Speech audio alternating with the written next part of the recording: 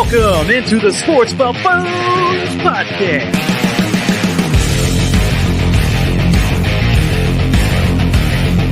Yo, let's get going. Listening to boys and girls. Welcome on in back again to the Sports Buffoon Studios here out of Lenexa, Kansas, of course. Here, home of the Chiefs, of course. Home of some Royals talk, of course. And home of your fantasy news of the week. That's right. And philosophy. Keep in mind for that. So, otherwise, man, we got the full clan with us. We got JG to my left, and we got Tanner Dawson to my right. What's up, yo? What's up, everybody? How you guys been doing, man? It's been 2 weeks, of course. We're getting close to wrapping up our 2 week hiatus we've been kind of on, the alternating weeks. That's correct. So, once football season kicks off here, we will be here every single Wednesday for you guys throughout the entire season, of course. But anyways, how you guys doing? Good. You know, I thought that I would be able to make a lot more money than I did over these past several weeks when we go every other week for the show. But it's been rough, man. It's been rough in terms of playing cards at the casinos, and I'm still in profit. I've been making a lot of money, but it's not what I expected it would be. And so I'm just kind of in a downslide here in terms of gambling and whatnot. But, you know, you have more free Wednesdays lately you've had. So you've been at the casino with no other obligations. So That's true. That's true. How's that? I get a lot. Has that been making you money, or you make more money on the show? Which one's better? I didn't make any. Yeah. Dime a day doesn't get you that far. Come on now. I didn't make as much money on the show as I thought I would. I also did not make as much money at the casino as I thought I would. So well, every show's different. Some shows make more money than others. Yeah. So just keep that in mind. So but depends on how well we do. If we want to talk about stupid things, then who knows? That's not going to go anywhere. We're still getting rich, but it's not as rich as we thought we'd be. That's the whole point. We're 2 weeks away from really start making money again on the show. So if we want to talk about getting rich, let's talk about what's going to happen next year in the crypto world. So that's a different story for a different day, you guys. So anyways, man, I'm glad to be back again and glad to talk some Chiefs. We all as a trio had our first threesome Chiefs game. We did. I said that together since 2013. It's been 11 years since we went to a game together all at once. And so it's pretty cool to finally do that all as a group and hang out and did a little quick tailgating, did a little casino before the game, of course. Mm-hmm. And then, man, we got to see the behind the back pass in person, of course. Yep. And a lot of other good things too, man. So as far as me, we're going to talk about the Chiefs for a second, but we're also going to do some cuts here in a few minutes as well. So kind of our idea about where we see the roster heading going into the regular season, because that'll be the next time you hear from us will be the day before opening day. That's correct. That is correct. So 2 weeks from today will be when you and you'll be gone. And I will be out of town. I'll be in Mexico. Yeah. So it'll be JG and I running the show. But I will be giving opinions and picks, and I'll be sending a video in, so you guys will be seeing my ass out there in the ocean background. So anyways, guys, what's your takeaway from the game we just saw this past weekend? I mean, I know it was a few days ago, but still at the same time, we can sit back and kind of now take it in and say, hey, what stood out to us? What players were we excited to finally see make a big impact? And I thought the rookies stood out the most in this game. It did. Jaden Hicks had a nice game. Xavier Worthy caught a touchdown as well as a nice 30-yard pass down the sideline early on in the game as well. So some good things to talk about. So anyways, how did you guys feel about the game? It was an amazing game. I think the person I'm most excited is about Carson Steele, because I feel like he's kind of like the next running back that's going to do a lot of things on this team. And so I was kind of excited to watch him. And I think he performed well in the game. And I'm just excited to see more Carson Steele. I want to see more of him in the regular season. See, I thought it was cool that he worked in with the ones right away. That first drive, we saw Pacheco. Second drive of the game with Mahomes and everybody else still out there, Carson Steele's in there for the entire drive, the entire way. That's the thing that caught my eye right away. By far, like Carson Steele being able to get the carries, work with the ones, like you said. Currently third in the depth chart for running backs for the Chiefs. That's ahead of Deneric Prince. Clyde's still sitting at the 2 spot, of course. But, I mean, it's just interesting that Carson Steele from, a week ago was his 4th-string guy, 5th-string, 6th-string guy. And he showed that, hey, I can make a play. I can be a guy for you like I was in UCLA. So having him come into the third spot now and working with the starters, obviously they love something about him. I love seeing him. He runs hard, just like Pacheco. And I think it's a guy that could make a splash in the running back room. So Yeah, it's starting to feel like there could be a role for him on this team. I'm still curious what the idea is behind having that receiving back. Who's going to be the guy that replaces McKinnon? Yeah. The guy that's going to be open from the backfield. And Pacheco, here's the thing, guys, we know he's capable of doing that. yes, We've seen it before. So, maybe he just takes over that role as well. But then Carson Steele, depending on how Clyde Edwards-Helaire is feeling, just kind of takes over that role, which is getting a couple touches throughout the game as Clyde's done in the past. So still something to think about. The question still remains: where do you put Luis Rees-Zammit, or do you even keep him? That's the that, question of the that day. is very much up in the air at the moment, It is. and I don't know that we have an answer yet. By the way, how did it feel not yelling at a left tackle, saying, "Hey, would you block somebody?" I thought so. One of the things that stood out to me the most about Kingsley is that his athleticism to be able to move so quick in such a short area is just Insane. incredible. The guy moves quick. Like there was a block in this game early on.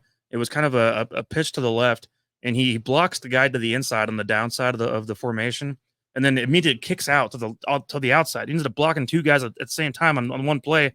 But the quickness of the feet for a left tackle his size is something that's going to be exciting to watch, especially guy's 23 years old. So I mean, you want to use that youth while you got it. Yes. So yes, you the did. quick feet is going to be something nice to see. He's going to have issues against elite pass rushers. Crosby's going to go at him. I mean, there's going to be Guys like problems that. throughout the year a little Yeah. bit.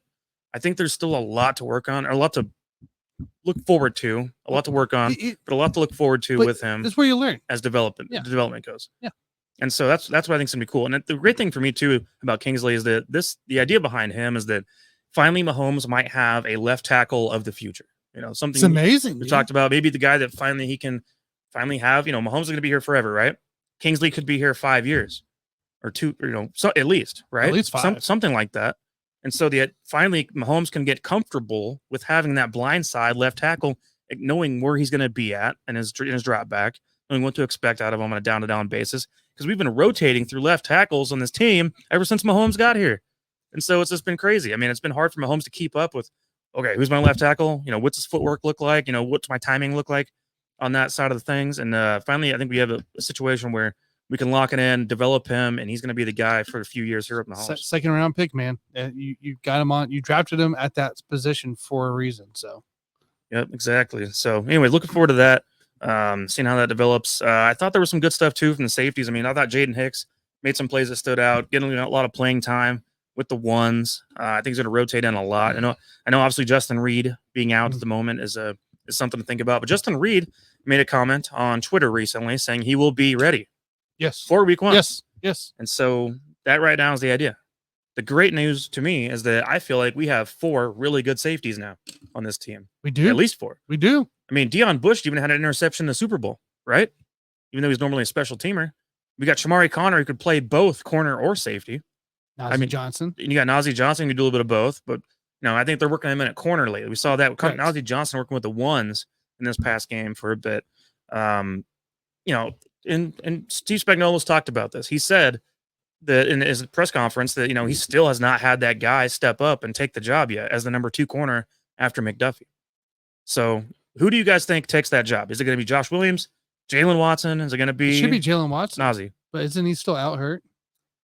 For the moment. Okay. For the moment. I think outside of Jalen Watson, Najee Johnson should be the guy stepping up for it. So, which would be crazy because we haven't seen Najee in how long? It's been a year. It's been well over a year. Well, yeah, at this point, it's over a year. And even that first year, he only played part-time. He didn't play that much. So. I think Jalen Watson is the guy in the end when he returns. He is the 2. Let's be real. Oh, yeah. But if you're looking at other guys for there, I mean, Najee, I don't know. I don't feel bad about Najee or Connor. Joshua Williams, to me, is still a liability on this team. Still a liability in the secondary.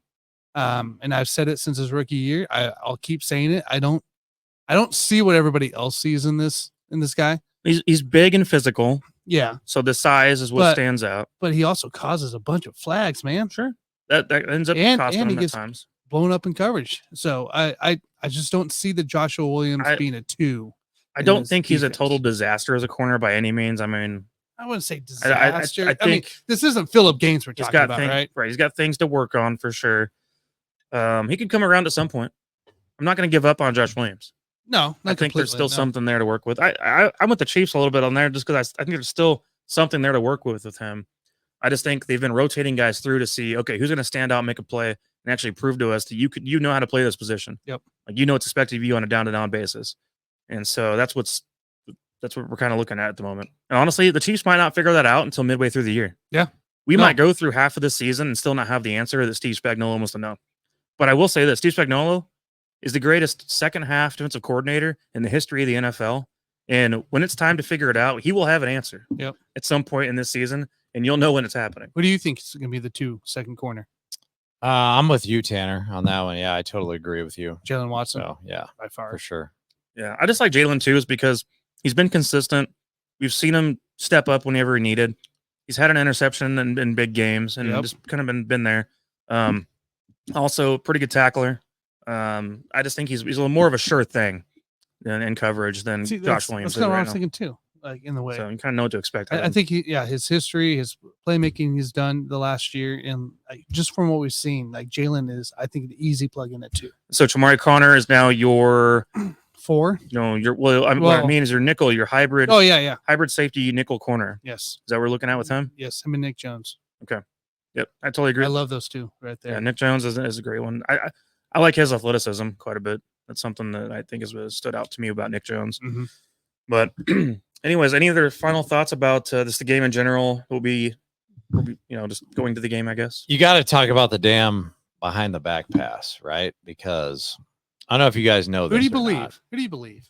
I don't know if you guys know this, but Patrick Mahomes has never won a Super Bowl ever unless the JG shows up at training camp. Well, I didn't actually show up at training camp this year. And somebody told me that as long as you go to a preseason game, which in fact, that was the first preseason game of my life, that great things could happen. Well, I was at training camp when the behind the back pass happened to Sky Moore. Mm-hmm. And when this pass happened, the behind the back pass to Travis Kelce, I was just like, man, this is it for me. Like this is the JG moment where I show up to an event and great things happen. And so you guys told me that, oh, it's okay that you didn't go to training camp this year because, you can make up for it in the preseason game. Yep. And that's exactly what happened. And I couldn't freaking believe it. I totally believe I don't even want to call it a conspiracy theory. I think it's totally real where they set this whole thing up. The whole thing was staged where Patrick Mahomes was trying to pretend that he was pissed off at Travis Kelce being in the wrong place. That was a total setup. But I like the fact that they're doing it because nobody in their right mind believes that this is ever going to happen in a regular season game, much less the playoffs. And that's what they're trying to do right now. They're trying to play it down, make it look like it was an accident. And nobody in the league is gonna think that this is a real thing. Meanwhile, they're sitting over there, having all this fun, and Travis Kelce is making fun of Kermit the Frog and all this shit. It's freaking hilarious if you want to know the truth. But this is a real thing, guys. And the whole thing was staged. No way in the world. How do you think that he's pissed off at Travis Kelce for doing that thing? The thing is, the whole thing was freaking made up. Travis ran the wrong route, but if you watch that play design, it didn't make sense what he said. No. Like it didn't make sense. Travis was running the route where he needed to be at. How was he supposed to run the flat out? Right. With Mahomes rolling out while he was running the flat out, like basically what at that point you expect a shovel pass. Yeah. Right. A shovel pass at that point, but. I feel like this is one of those things where Andy is actually not on board, and this is like a side gig. I think Andy's in on it. Yeah, I think you think he's in on it. I don't think he's the one who designed it. Well, I'm just saying if he's not in on it, this is like a side gig. We all have side gigs in the world, outside of our regular jobs. I think it's a side gig between Patrick Mahomes and Travis Kelce, thinking that they're going to pull this shit off in the regular season. Pat doesn't want anyone to think about this the rest of the year. No, I know he does. He's going to pull it out sometime in week 12. At some point against the Raiders. It's going to be the Raiders. It's always the Raiders. Of course, dude. Against the Raiders, he could throw it with his ass. I mean, I'm just saying he's going to do whatever he wants against the Raiders at that point. But I'm just saying, like, I think it's one of those things where he's trying to play cool because he knows it's going to come out again throughout the year. Now that he's done it in a real game, he's done it at practice forever, right? He did it in a game. This is preseason, but he's done it in a game now. That gives him motivation to go, okay, I want to do this now for the real. I'm just happy that he did it. He did it for the JG specifically because I was there, and this is something that's progressing, and we're going to see it in the regular season. And 2 years down the road, you're probably going to see it in a playoff game. So I'm just glad that he's progressing down the road. And the guy he's out of his mind. And that's the biggest thing that I respect about Patrick Mahomes is that he will do things. He will think outside the box. And that's kind of the mindset I like to have in life is just think outside of the box and just do what you got to do. Yeah. No, I think it's funny. Yep. I enjoyed that as well. Another thing I liked about the game real quick, just seeing Rashee Rice involvement early on was so nice. Rashee Rice is so damn smooth sometimes, man. I really fully believe that suspension's not going to be happening until sometime next season. But so I think we're in a full season of Rashee Rice personally, which means you fantasy people out there, keep that in mind. If you can get him in your league. He's been going up the board. Well, now, because people are starting to wake up and realize he's not going to get suspended. The last month and a half, he's climbed up 4 or 5 rounds. Rashee Rice will be clearly and by far the number one target in the Chiefs offense. He is your underneath. He is your intermediate. He does everything that you want as far as a wide receiver goes in those situations. Your deep threats are going to be guys more like Hollywood Brown, Xavier Worthy, stuff like that. It doesn't mean Rashee Rice won't occasionally catch a deep pass, but it means whenever he needs a reliable target to be ready for him, Mahomes is going to be going to Rashee Rice on those plays. That's right. I feel like I told you guys this a long time ago that there were going to be no games served this year. And the reason for that is because still we don't know if he was the actual driver in that car. And that's the reason why he's not going to serve. The reason is because the court date is until December. Until December is when the court date. Not you're dumb. League, not you're dumb. He wasn't the driver. Supposedly deal. Like, come on, dude. The court date is until December, so you're not going to. The league's going to wait. That's fine. Yeah. I understand that, but again, just because you get out of the driver's seat does not mean that you were the driver. You know what my favorite part about this is? So we talked about this back in March when it happened, right? We're going to be talking about this in March again of 2025. We are. I love it. So we have to talk about it again. I love it. So just hold all your thoughts. And you guys are going to find out in the end that the JG was correct all along. That the damn dude wasn't even driving. That's fine, man. That's fine. Whatever you'll learn the hard way. Whatever they figure it out the hard way, man. All I know is that this year, as far as I'm concerned, he's going to be playing every game. So Rashee Rice is going to be clearly by far the WR1 catching all the passes. It's going to be 100 catch year for Rashee Rice easily. Anyways, guys, so let's do a little game real quick. Let's go down the roster for a second because we're not going to be on air next Wednesday. So I did want to go over a few cuts or keeps with you guys that are currently on the roster. And the first one I wanted to go down. Now, also, you can say practice squad to move a guy to practice squad. You can say that too. But first one I'm going to go down is a running back list. Okay. So obviously there's some concerns about Reese Emmett. There's concerns about Clyde Edwards-Helaire. And so my questions for you guys is, with that group, I'm assuming there's going to be 3 running backs kept on this roster. You got Isaiah Pacheco's a lock, right?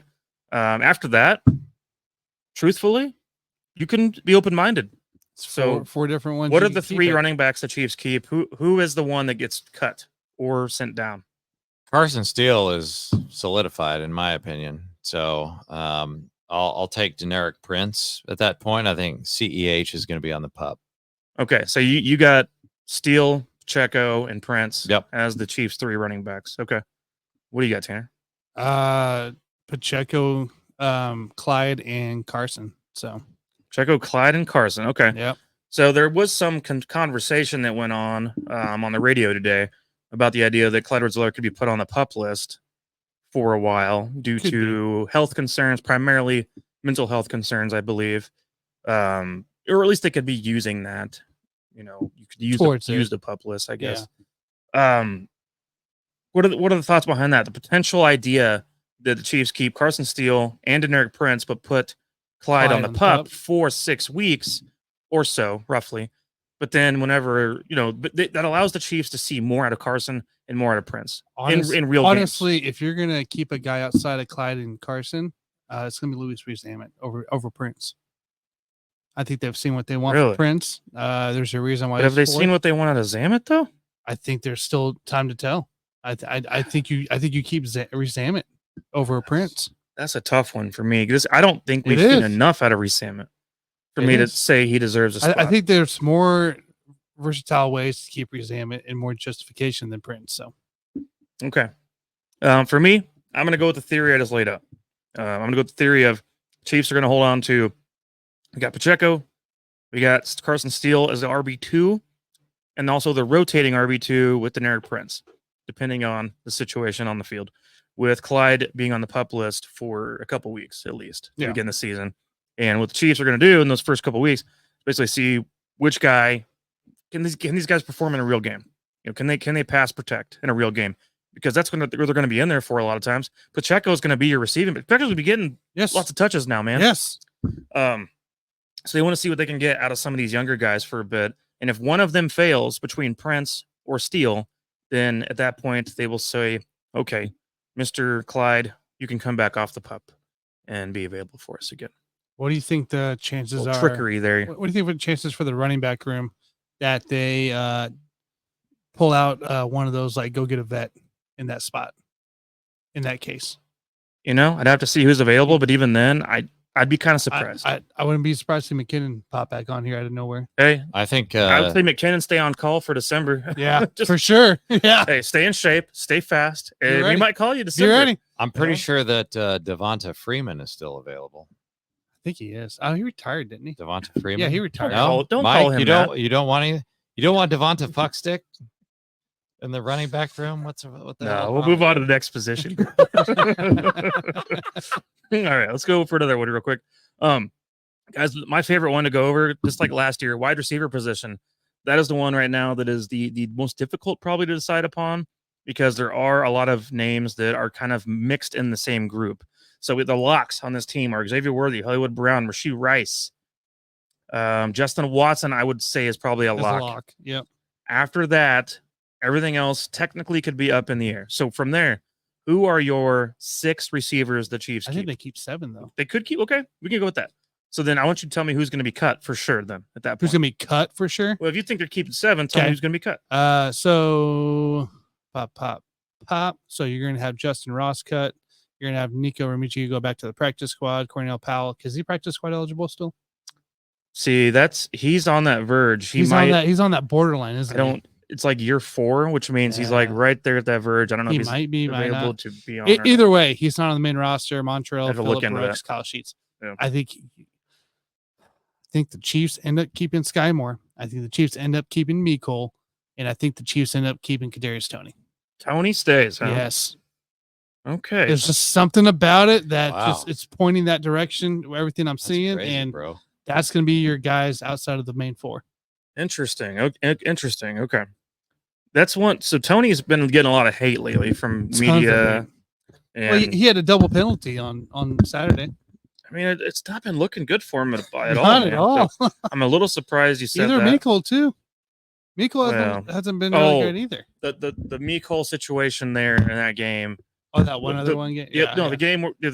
The first game, yeah, where he had that special teams blunder. I mean, that was just kind of that still would have been a penalty or been a safety or whatever, regardless, in any other situation, regardless. So it wouldn't have mattered if it was the new league rules or not.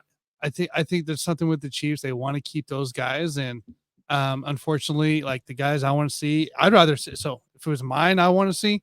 I keep our 4. I'd keep I keep Ross. I keep Nico.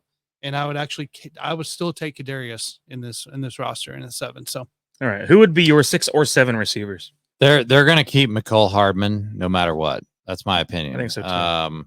Just because he's been there and done that. Yeah. I also believe that Kadarius Toney is gone no matter what. He has also been there and done that with his immense talent that he has, and he can't do anything.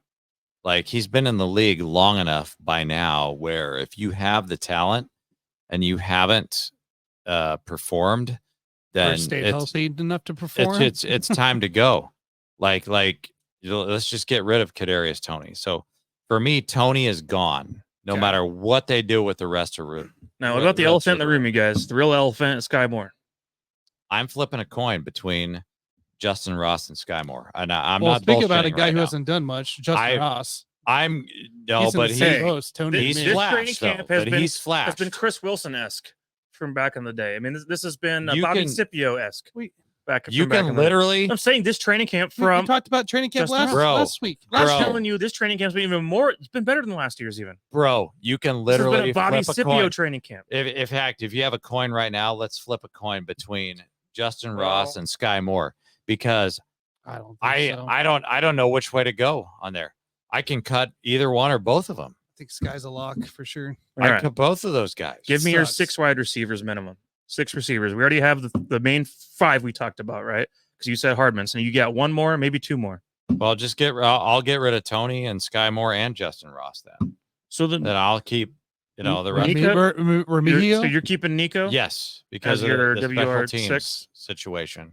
Sure. Okay. Okay. Okay. I could see that. I mean, because one thing Remigio is going to stay. I want him to He's going to stay. stay. the thing is with wide receivers in the NFL is that whenever you're at the bottom of the list as a wide receiver, with your WR4 or WR sometimes 4, 5, or 6, you have to play some kind of special teams to make it work. Yep. And so the top, 3 guys, let's say Brown, Rashee Rice, Xavier Worthy, they're all going to be major parts of the starting offense that are on the Correct. field for a lot of snaps, right? Now, next after that, you got Justin Watson, who's going to be on the field for a portion of the receiving snaps as well. But he can also play some special teams, but not necessarily Is your guy for punt it. returner or whatever. Yeah. What I'm talking about is gunners. Who can be a gunner for this team? Sky Moore, I don't trust that. Miko Hardman is not a gunner. No. At this point in his career, he has no interest in that. Justin Ross, maybe. I think there's actually a chance Justin Ross, if he actually gives a damn about his career, is willing to just say, okay, I'm going to produce on special teams, be a gunner, or be a guy who rushes the punter, in certain special teams formations, the stuff like that. I think Justin Ross can make the team in that role, whereas guys like Kadarius Toney, that he only has one trick at this point. Right. Nico Remigio, I don't know that we've seen enough of yet, and he had a lot of mistakes in week 1 Yes. he did. preseason. I mean, he looked bad.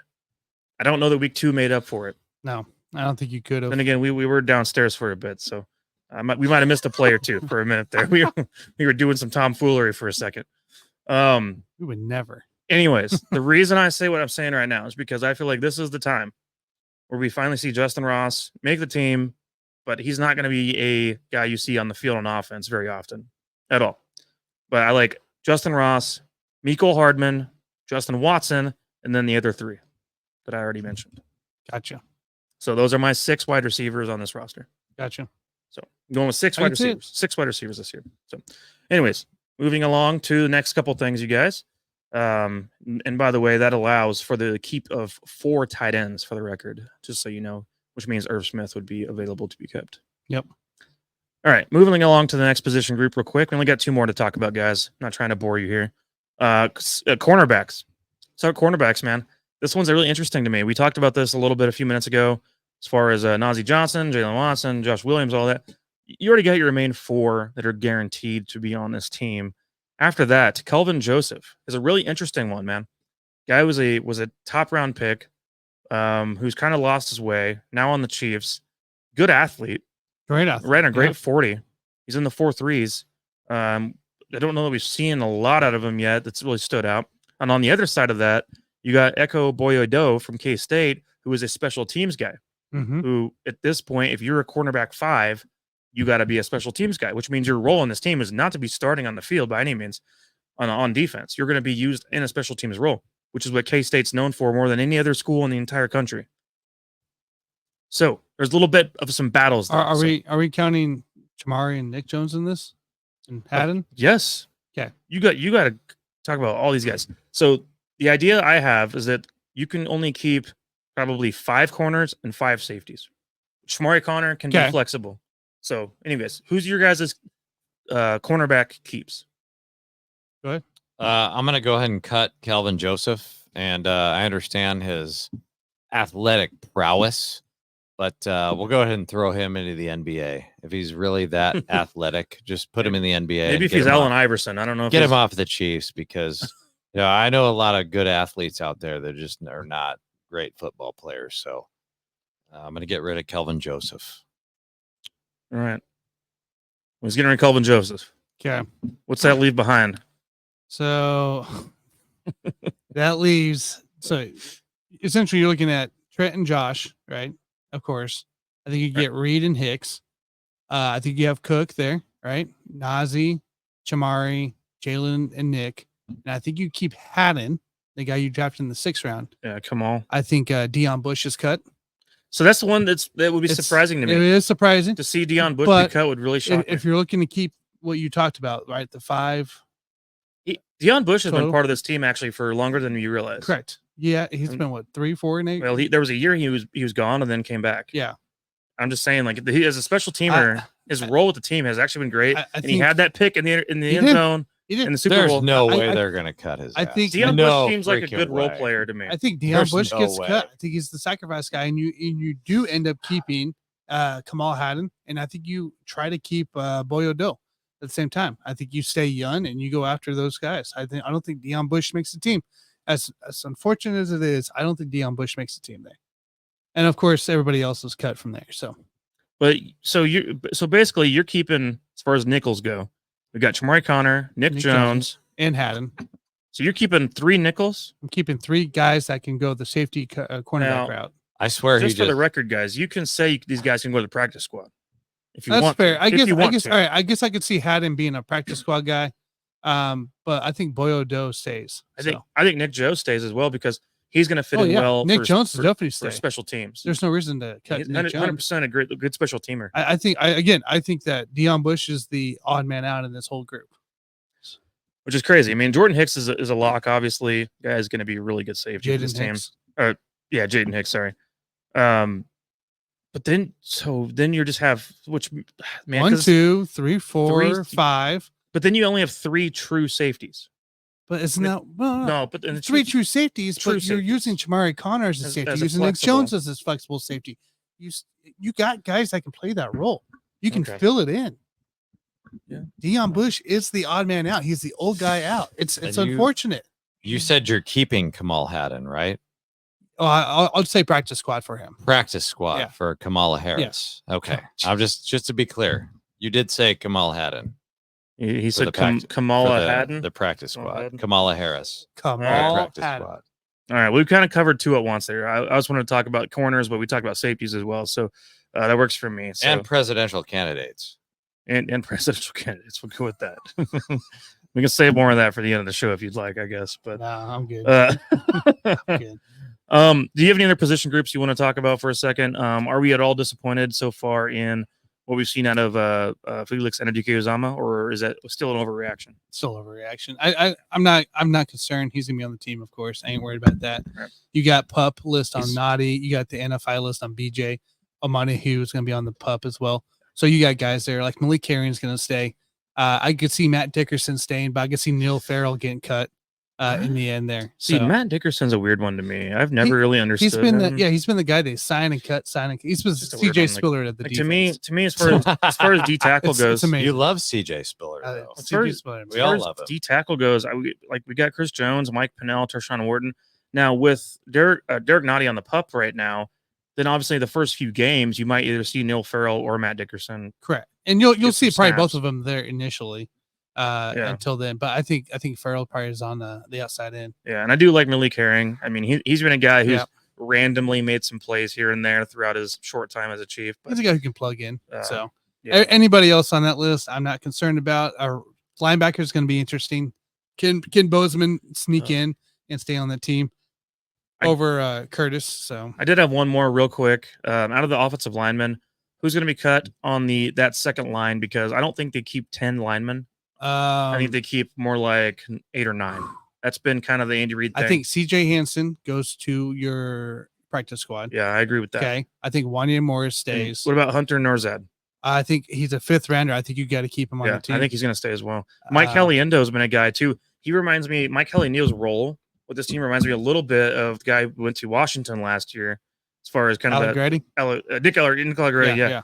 That's what I'm thinking of. Allegretti, because Allegretti started off as a late round pick, developed, sat for a bit, finally got to where he was starting a little bit. And honestly, Caliendo is going to be your guy that you sign off and on as well. Like to bring him in, bring him out. Because I think Nian stays, Wanya stays, and I think you have Hunter stay. So That's your 3 guys in the second line. Gotcha. Okay, I can get with that, I guess. Oh, you feel the same way? Yeah, pretty much. Yeah. I'm about on there too. I'm with CJ Hansen being the guy that's sent to the practice squad. Yeah, out of that group on that point. So. A guy that's still developed. I think they got to keep Hunter. Yeah. Caliendo's the one I'm iffy on. I kind of think they got to keep Caliendo on this team. I'd love for them to keep 4. That's also why they're working in Wanye Morris at guard, or they tried to before his injury that happened. Random on second play. Gosh, it's because they were trying to see, can you be flexible enough to fill in for this extra spot if we need you? Could we see Wanye not make the team? Oh, Wanye's making the team. Tanner, Wanye's that's certain. 1,000% making the team. Okay. Yeah, I was going to say if we keep 3, it's either Caliendo or Morris at that point. So Wanye is 100% making the team. Yeah, that's promise you that. That's all I want to say about that. That's what I thought.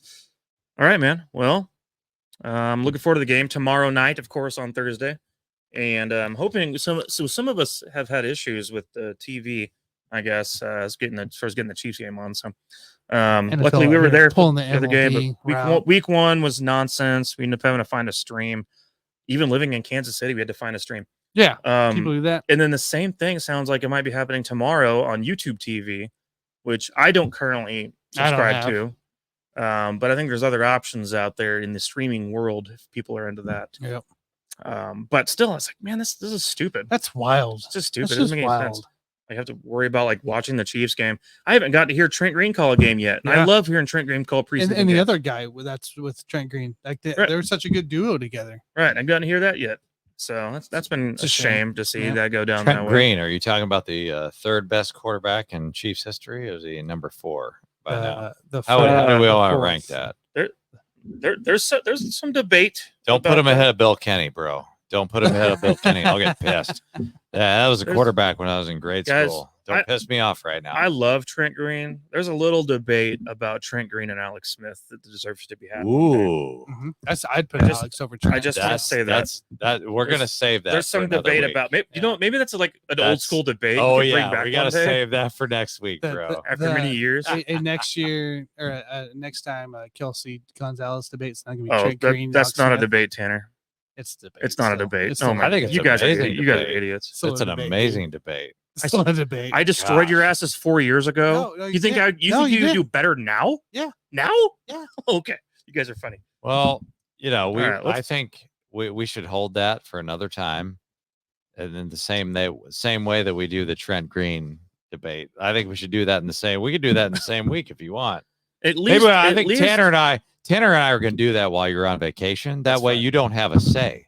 Okay. You don't have a say and you don't have a dog in the fight, bro. That's no at least that we win. Alex Smith is that's no fun. I want Mike's reaction. At least Trent and Alex Smith's worthy do a of video debate. response. Do a video response. Talking about Kelsey and Gonzalez is not a debate. So sorry, you guys. Out of your minds. We already went over this. Anyways, guys, move right along here. That was a long segment. It felt good though. It was nice to talk Chiefs for 30 minutes with you guys. So here in the background, we are finishing off the Royals game, so it's good timing right now. We got our proper closer, Urseg, finishing the thing. Yes, the guy that was brought in to do what he should be doing, which is to close games. Even though they fooled around with guys like Hunter Harvey for a minute, it didn't make any sense to me. Man. I know. Thank God. He needed to get hurt. No, he was on my team. He was getting points. He needed to get hurt because the proper closer is actually in the game right now. Anyways. How unreal though is it? It's taken almost the entire season to figure it out. Look, I'm not a baseball genius. None of us are here. No, none of us are. But sometimes the simple things overlook even the smartest people. Yep, you're right. So people that are in positions of power, such as our general manager for the Royals, even they don't know. Anyways, guys. So the last couple of weeks we have seen some improvement in the standings. Royals now sitting, I believe, only 2.5, 3 games back from the number 1. You are at 3 games back. 3 games back from the top wild card. This game's about to end. Once this game ends, in what? 2? 2.5? Hang on. You are 3 games back. So even if they win? Even if they win. Okay. Well, where did Cleveland do? Cleveland lost. So yeah, 2.5. 2. 2.5. 2.5. Okay. So now we're talking. Because the Twins won as well. So you'd be tied back with the Twins in that standing. So okay. So with this team, the way that things are unfolding right now at the moment, how are we feeling right now? What's the state of the franchise? I mean, we've been talking about this all year long, and I feel like the Royals now are 15 games above 500, which is something they've been struggling to do throughout the entire year. They've been 10 games above 500 literally the entire freaking year. And right now, being 15 games above 500, I believe is their best they've been all season long.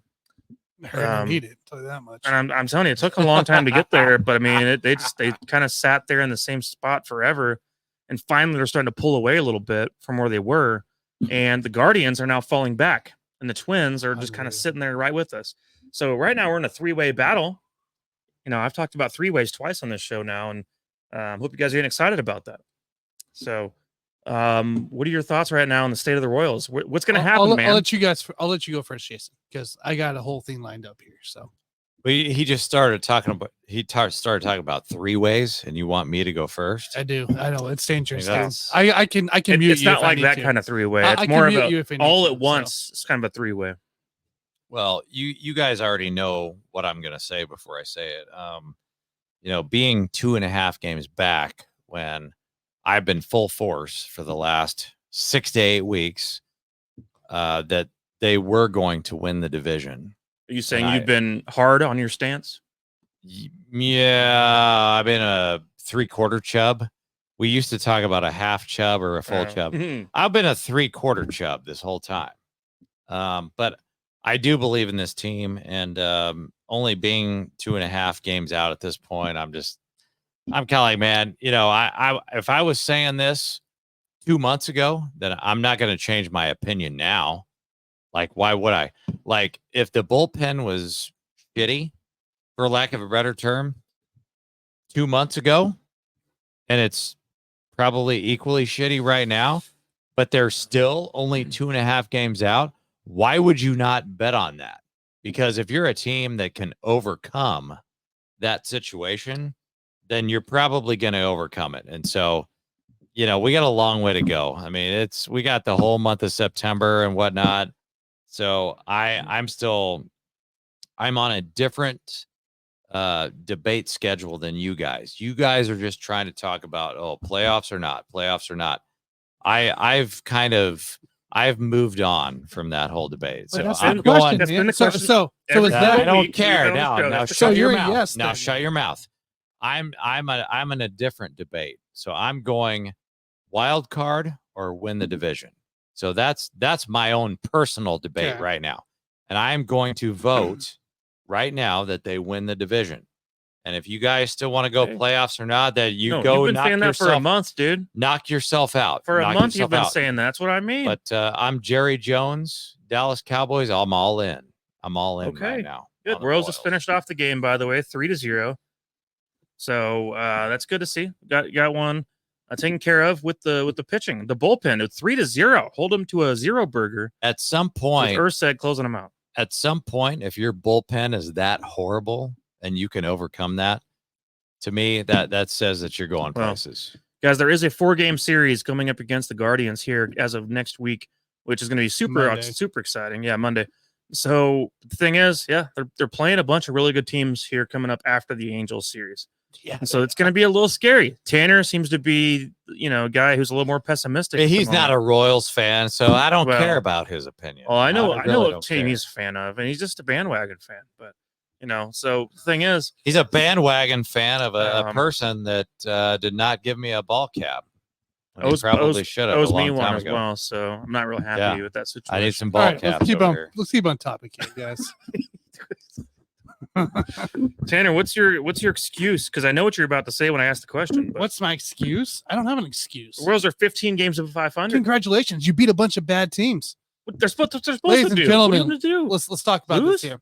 Means absolutely nothing. Let's talk about this here. The series they needed to win here the most was the teams that are in playoff territory, aka the wild card division leaders.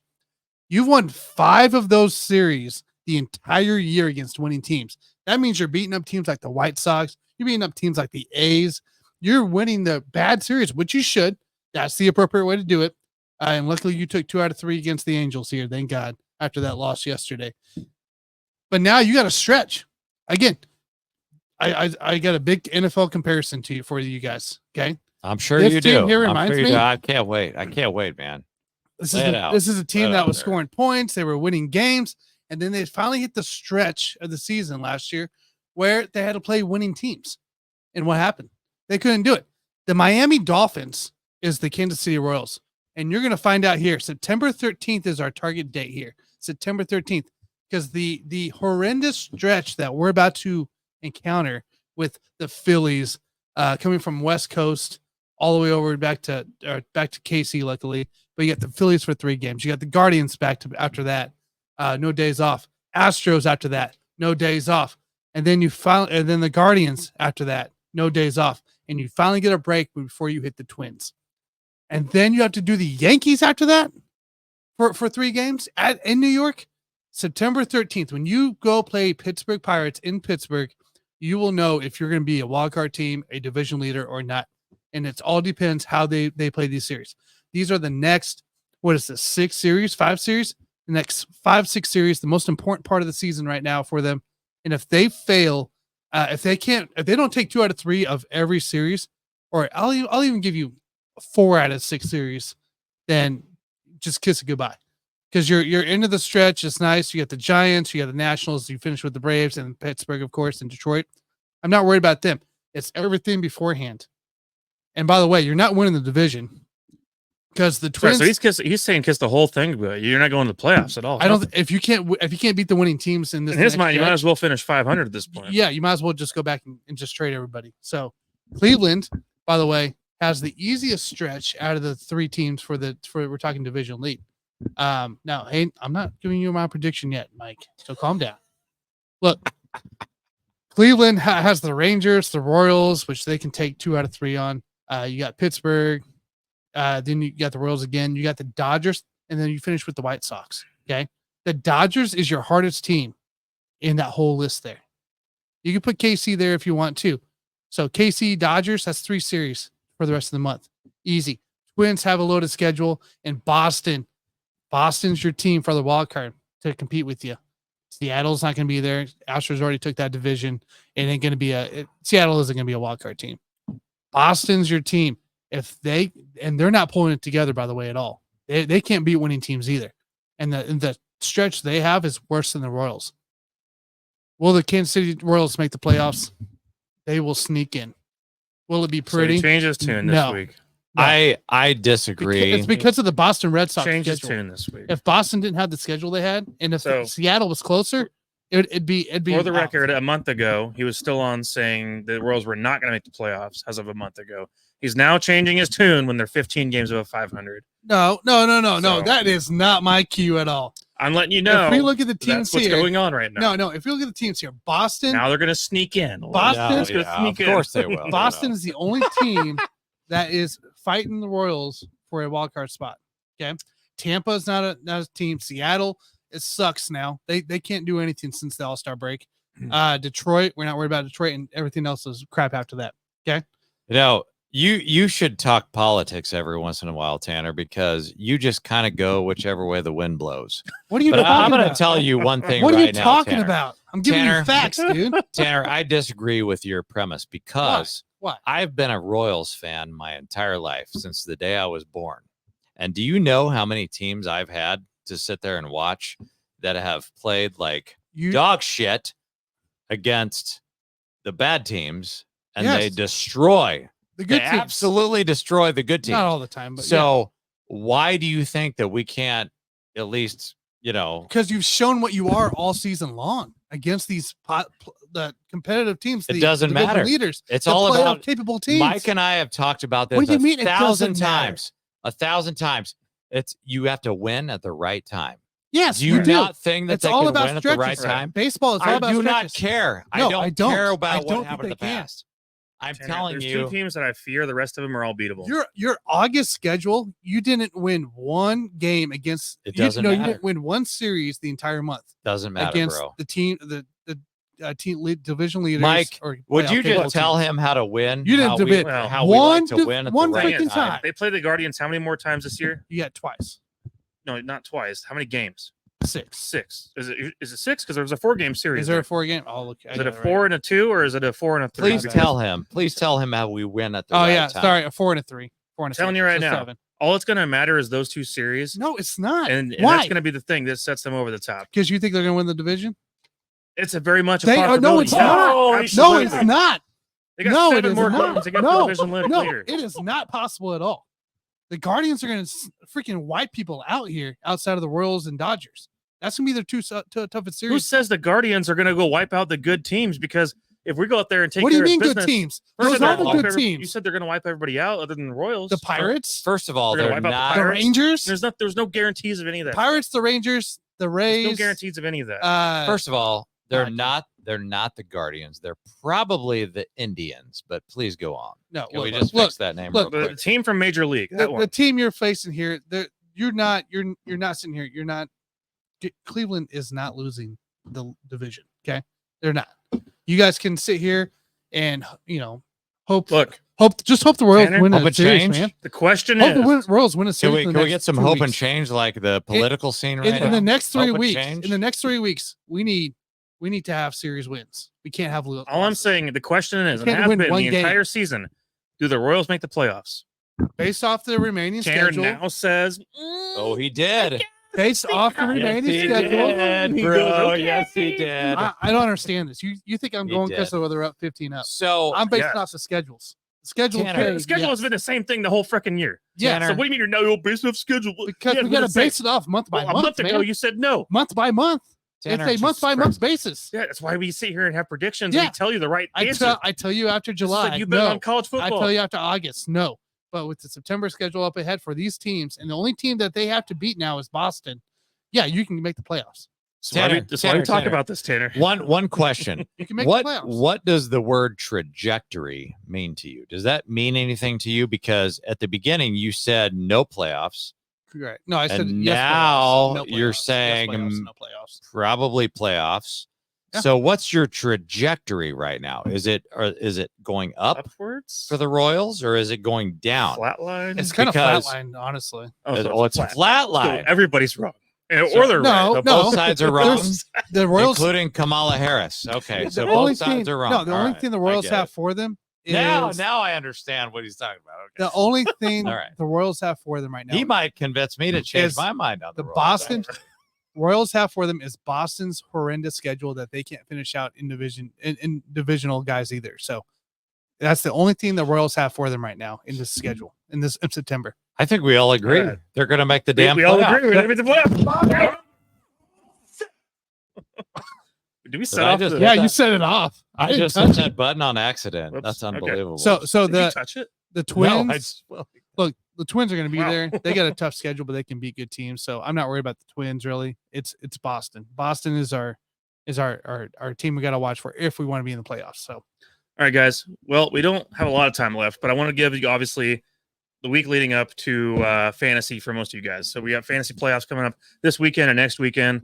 You guys are planning for your drafts, and this week I'm gonna do something a little different because we've been talking about players we like, players we don't like, sleepers and bust, and blah blah blah. And this week I just want to talk to you guys about philosophy for a minute. In this specific year, our mindset going into our drafts about the way we feel about kind of how you plan on constructing your team, because we have keepers in our league or whatever, but I want you to take your mind out of that for a second and not I'm just thinking necessarily fantasy. not in general. exactly not don't think about necessarily your team in this league or anything like that. I want you to think about how you would construct a team right now if you had a typical 12-team PPR league with no keepers going into it fresh. I want to know what your plans would be when it comes to constructing a team.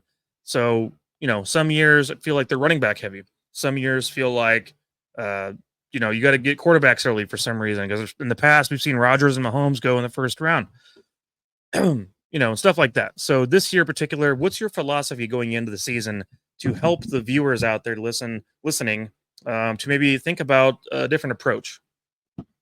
Anybody want to go first? Well, I want to start off by saying that, guys, I know you all think that Super Bowl hangover is like some conspiracy theory, and we like to look at guys like Cam Newton who make it to a Super Bowl and they, ruin their careers after that.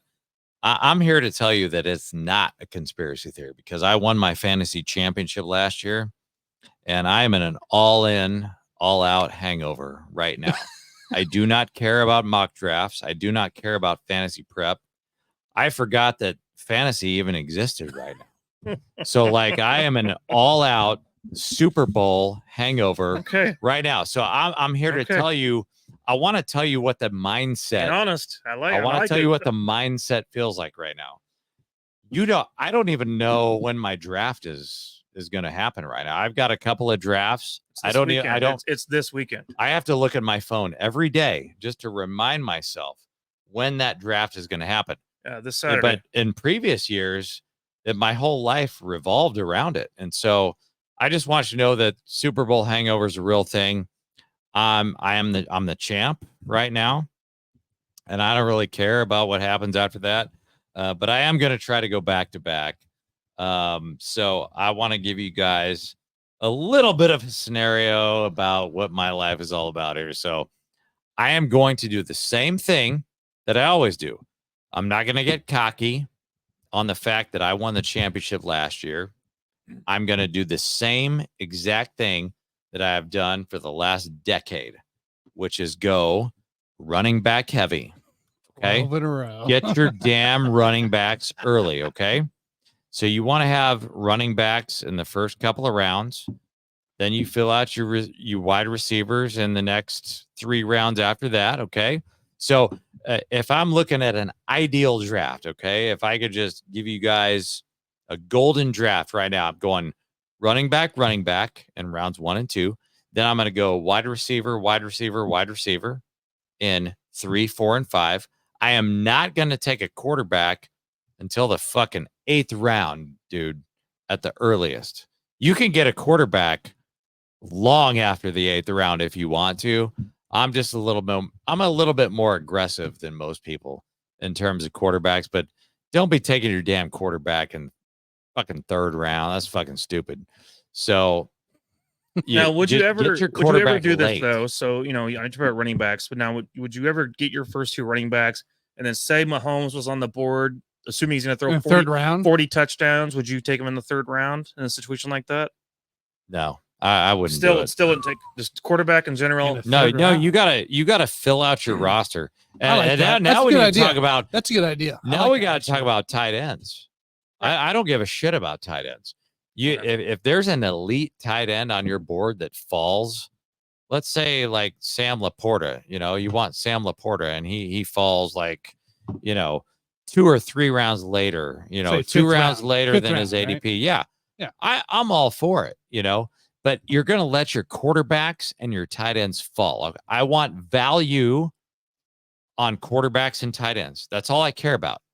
But you're going to fill out your roster with running backs and wide receivers, and you're going to do it in that specific order. I know a lot of people that want to go RB0. I'm not a big fan of that. I want my running backs early because the statistics are out there where the teams that win the championships are the teams that take the running backs early. So I want running back, if at all possible.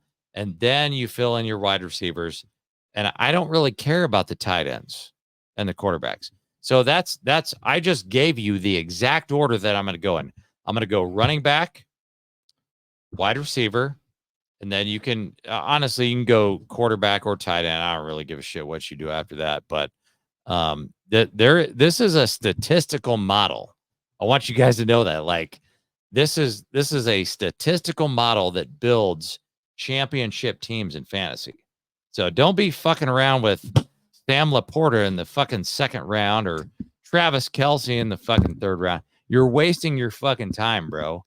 Just fill in the running backs and the wide receivers first in that order. Go running back. I don't like that. Then wide receiver. I don't like that. I just want to say it doesn't matter. I don't care what you like. I don't like that. You don't think the Royals are going to make the playoffs. I don't care what you think. So the running back thing to me. This is a guy over here that thinks Donald Trump's going to win the presidency. Okay, so I don't really care what you have to say right now. Okay, so just shut the hell up, Mike. You go next. No, only thing I would have a rebuttal against is that you said that running backs, people that take running backs early are the ones that traditionally win championships the most. I would say over the past 5 to 10 years, roughly, that I think it's not necessarily about taking running backs early as much as it is getting the right running backs at the right time, because, we've seen injuries happen a lot at the running back position. That's been something that I've definitely taken note of, and definitely something that makes me not trust things. Breece Hall is a guy that I was a big fan of 2 years ago, and he had an injury that ended up costing him basically the rest of the season, or actually his last year, as a matter of fact. But still, it was a situation where, as great as a running back as he is, he's not able to show that talent on the field because he's injured. And running backs are injured at a higher rate than any other position in the NFL. Correct. Which is what makes me be weary of running backs going early, because I feel like you already have an opportunity. First of all, we're already in an running back by committee league. This league is already predicated on running back by committee. Yep. No one's rushing for 350 attempts anymore. That's not a thing. Jamal Lewis from back in the day from the Ravens, that's not existing anymore. Derrick Henry is the closest thing we got to that. And even then, that's not going to happen anymore with Derrick Henry, not at this age. So my point is, not 350, not 350. Not 350. No. But it used to be kind of a normal thing. You had your base back. You had Terrell Davis. You had Priest Holmes. He would get 300 carries, 400 touches total, right? So it was obvious to take running backs at one point 20 years ago. And nowadays, it's you got too many guys coming in the mix and that are involved in everything. And you got Travis Etienne, but he splits carries with, some guys behind him that are actually pretty good. You got Isaiah Pacheco, but we already know, even with Isaiah Pacheco, that he's going to be stealing from some touches from somebody out back there, even if it is Carson Steele. Yep. Someone's going to be stealing touches. He's not going to be. Andy Reid's offense has never had a guy like that that gets all the touches. I mean, even Deuce Staley was splitting carries at times with Brian Westbrook, and both of those guys were pretty damn good. I'm saying 20 years ago, that's how Andy Reid ran things. To me, running backs at this point in time are good for one thing. I like running backs that can get touches in the passing game.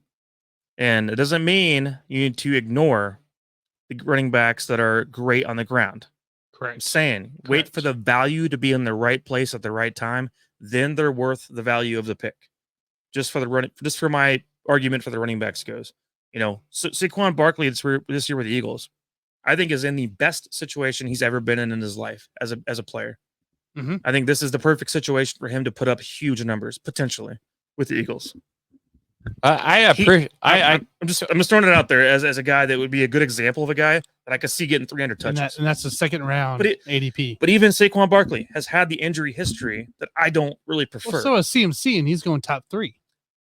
Right. And I right, exactly. So they all have an injury history. All of them. You got it. Yeah. They all have an injury history. Why But would my you point go, is, well, you try to avoid damaged goods when you can. yeah, You know absolutely. Yeah. And I hate it when these guys get injured, but I'm talking about the average over the last 5 to 10 years. Like, No, when that's you what I'm just saying. look at the average, we're not taking the injured guys into. I mean, because you are what taking ends them up happening, into you account. end up the top running backs though end up being freaking guys that are down the list that you don't expect. I mean, When you wait till that 6th, 7th, 8th round. no one knew A-Chain was going to put up numbers like he did last year, and that was a whole different Kyron thing. Williams out of nowhere. Oof. Things like that. I mean, Yeah. that's you get good value out of those kind of guys. But when you get good value out of those kind of guys, and all of a sudden you have a steal in the 12th round, the guy like with Achan, but your wide receivers over here are loaded because you spent time caring about the wide receiver position. All of a sudden now you have a powerhouse of a team.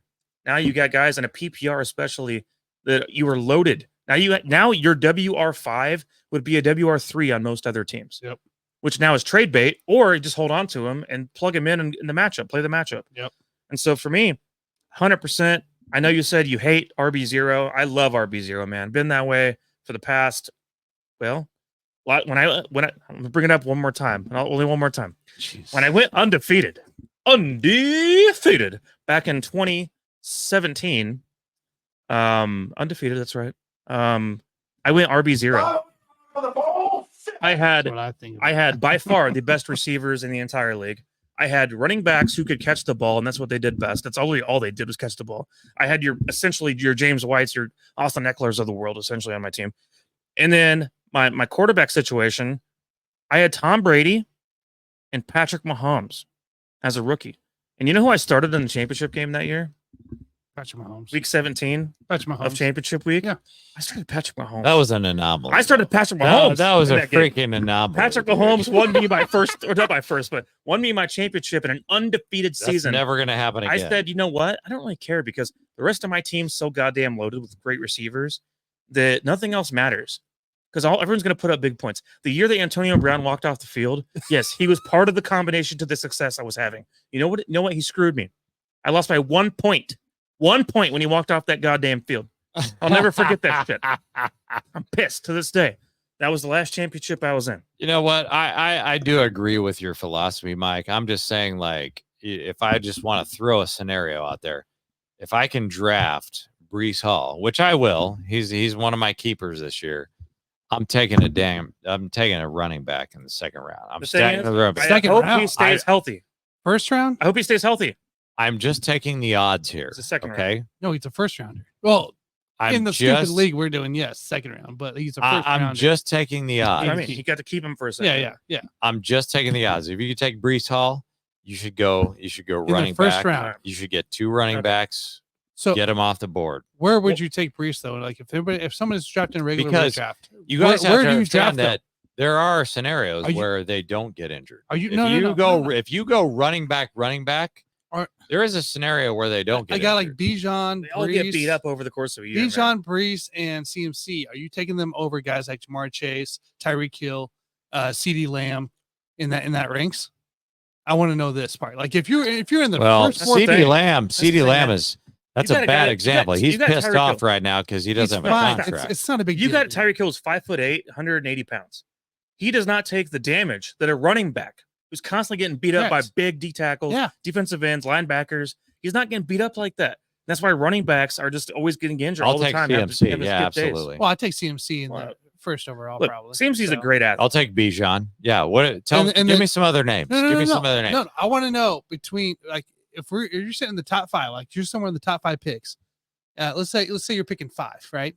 And what's left on the board out of nowhere is let's go Jamar Chase, Tyreek Hill, Breece Hall, Bijan are there, and even Justin Jefferson we'll throw in AJ Brown. Are you really taking Breece and Bijan over Jamar Chase and Tyreek Hill? Absolutely. More touches. More touches. I do want to say you're just playing the odds. That's all you're doing. You're just playing the odds.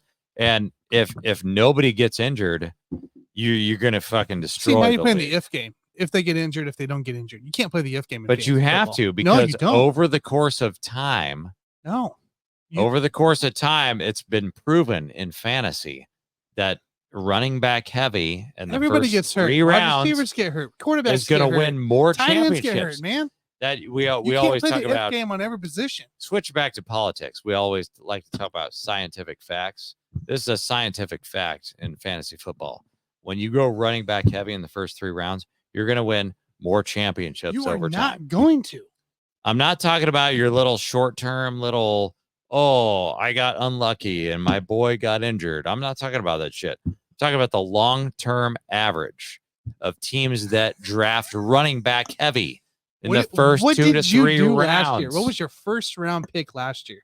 This is not about me, man. And he won the league, didn't he? He had a lot of early picks. This is not about a wide receiver. His first pick in the first round was a wide receiver, and you ended up winning. He doesn't.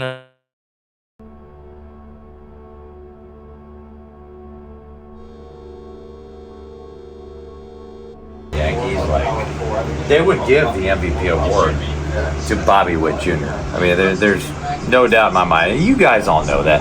Like, we have smart fans. Like, all of the people that listen to the show, like, you have a lot of other shows out there that you have a lot of dumbasses listening to, but I realize that the people that listen to this show that are actually smart people, they understand that Bobby Witt, if Bobby Witt was on the Yankees, he would win the MVP award right now, just with his stats right now. So just wanted to throw that out to you guys, and appreciate you guys listening, and we'll see you guys next week.